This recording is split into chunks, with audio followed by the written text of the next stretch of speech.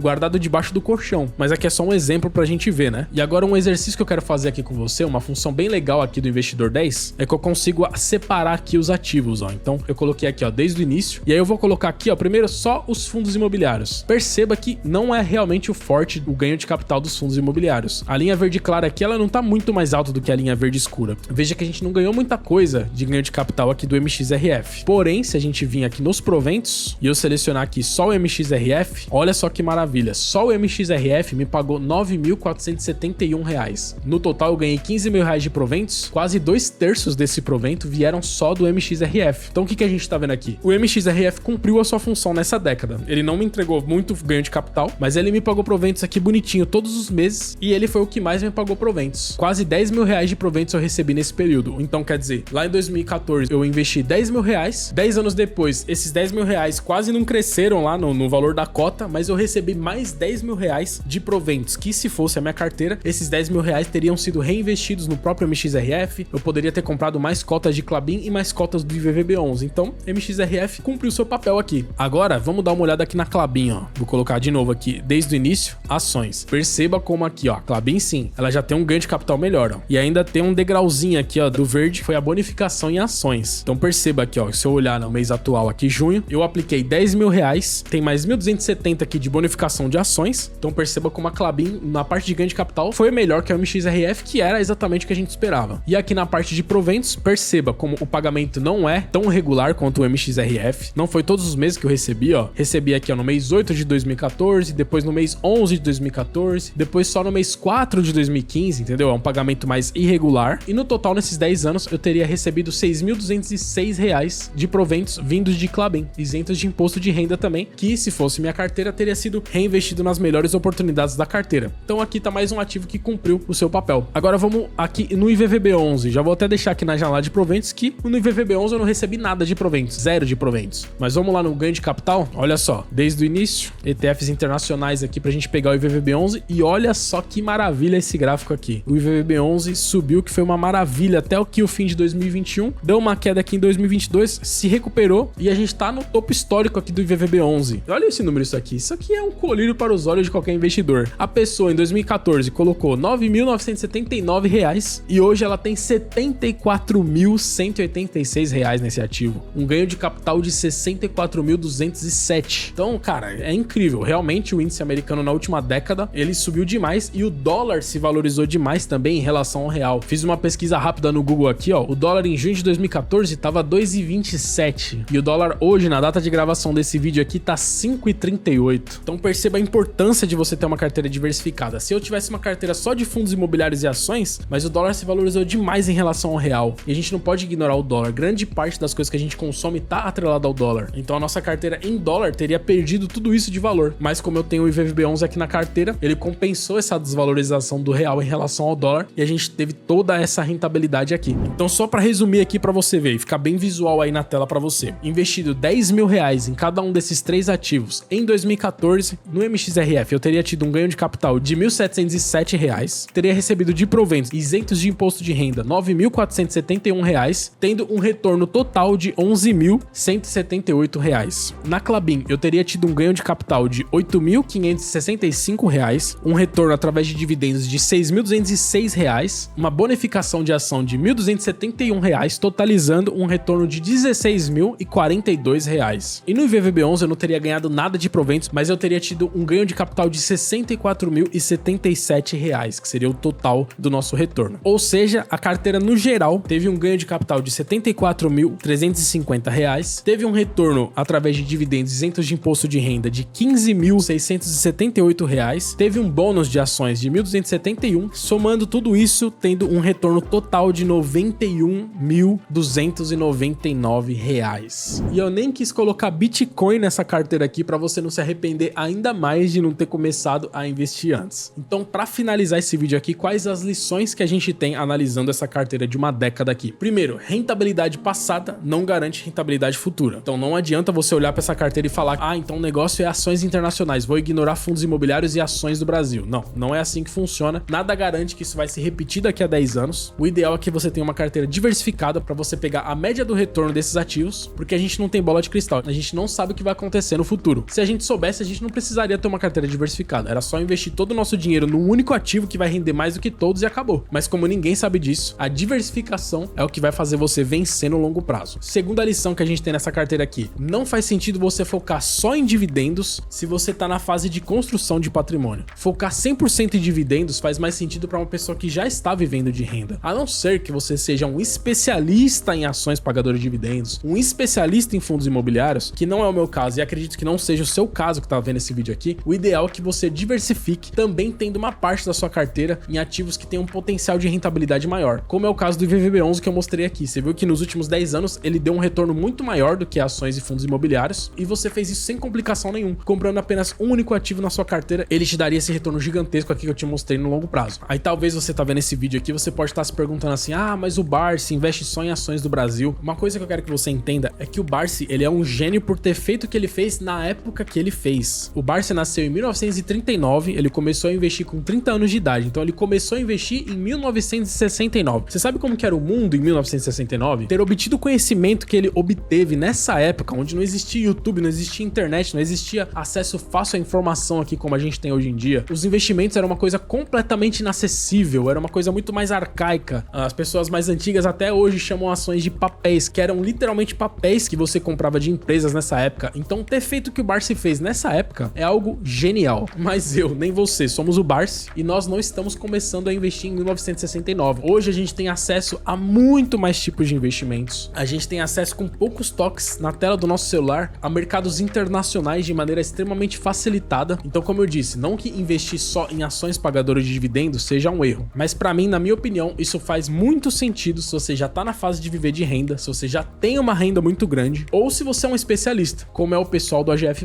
que é especialista em ações pagadoras de dividendos. Eles vivem disso. Esse não é o meu caso e nem provavelmente é o seu que tá vendo esse vídeo aqui. Então, pra gente, investidor comum aqui que trabalha, faz outras coisas e a gente só faz um aporte mensal e acabou, a melhor coisa a se fazer é diversificar. Na minha parte de ações do Brasil, que atualmente é 30% da minha carteira, eu sigo totalmente a estratégia do Barsi. Mas eu também tenho fundos imobiliários, ações internacionais e criptomoeda, porque isso me protege da minha ignorância de saber o que vai acontecer no futuro. Eu simplesmente vou seguir a média e eu vou ter um ótimo resultado lá na frente. E agora eu vou sugerir esse vídeo aqui pra você, caso você ainda não tenha começado a investir. Nesse vídeo aqui eu vou convencer você que não começou a investir a começar. Então vai lá que esse vídeo vai te ajudar muito também.